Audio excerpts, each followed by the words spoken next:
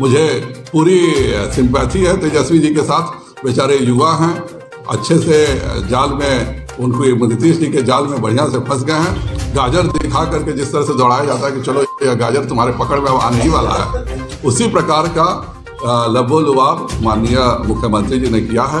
अब 2025 तक तो उस गाजर के चक्कर में पूरा महागठबंधन दौड़ते रहे और 2025 में जब चुनाव होगा तो किसने देखा है। तो नीतीश जी की बहुत सफल राजनीतिक चाल रही है, हम लोग चाल समझ गए।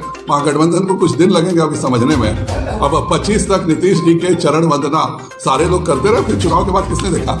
24 में क्या हुआ, फिर आप लोग के साथ आ जाएंगे 24 के बाद। भारतीय जनता पार्टी किसी कीमत पर उनको नहीं लेने जा रही है। जिस तरह से वो भारतीय जनता पार्टी के साथ रहते थे कि लगातार साथ भी रहेंगे और भाजपा को डैमेज भी करेंगे, यही काम वह आज राजद के साथ कर रहे हैं। नीतीश कुमार जी अपनी साजिश को अंजाम देने में सदैव सफल रहते हैं। पहले तो 2025 में भाजपा ही जीतेगी और 25 तक मुख्यमंत्री जी ने अपनी सेटिंग कर ली है, यह किसी दूसरे की सेटिंग नहीं है। मुझे पूरी सिंपैथी है तेजस्वी जी के साथ। बेचारे युवा हैं, अच्छे से जाल में उनको नीतीश जी के जाल में बढ़िया से फंस गए हैं। अब शांति से वो 2025 तक नीतीश कुमार जी के को मुकुट पहना करके आराम से रखे। 25 में चुनाव जीतेंगे तब तो कोई बात होगी। अभी तो उन्होंने कहा नेतृत्व में लड़ा जाएगा, यह अभी नहीं कहा है कि उसके बाद क्या होगा। जाहिर बात है उसके बाद किसी के हाथ में रहता नहीं है। तो नीतीश जी की बहुत सफल राजनीतिक चाल रही है, हम लोग चाल समझ गए। महागठबंधन को कुछ दिन लगेंगे अभी समझने में। अब 25 तक नीतीश जी के चरण वंदना सारे लोग करते रहे, फिर चुनाव के बाद किसने देखा।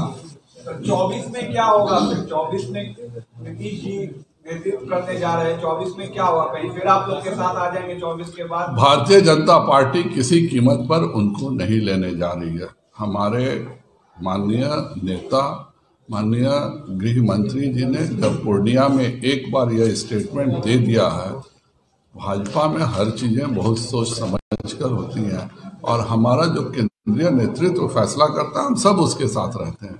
जब उन्होंने सार्वजनिक मंच पर यह कह दिया कि हम किसी कीमत पर नहीं लेंगे नीतीश कुमार जी को, तो यह बात यहीं खत्म हो गई। नीतीश जी हर जगह 2-4 लोगों को छोड़ के रखते हैं, वैसे भाजपा में भी 2 को छोड़ के रखे होंगे। जैसे उन्होंने खुद स्वीकारा कि वो विजेंद्र यादव जी या ललन जी को उधर छोड़ के रखे थे और इसीलिए इधर उनको केंद्रीय मंत्री नहीं बनाए थे, आरसीपी को बनाए थे। तो ये उनकी आदत का शरीक आदत में शामिल है।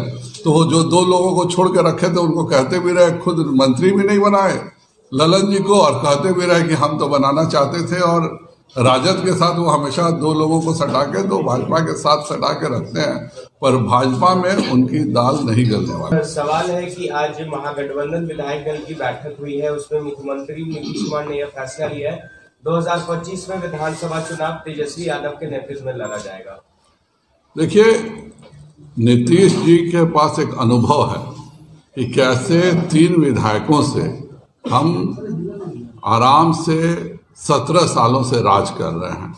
वह अच्छे से जानते हैं कि बिहार के राजनीति में वह समाप्त हो चुके हैं और अपनी प्रासंगिकता बनाने के लिए और जिस तरह से वह भारतीय जनता पार्टी के साथ रहते थे कि लगातार साथ भी रहेंगे और भाजपा को डैमेज भी करेंगे, यही काम वह आज राजद के साथ कर रहे हैं।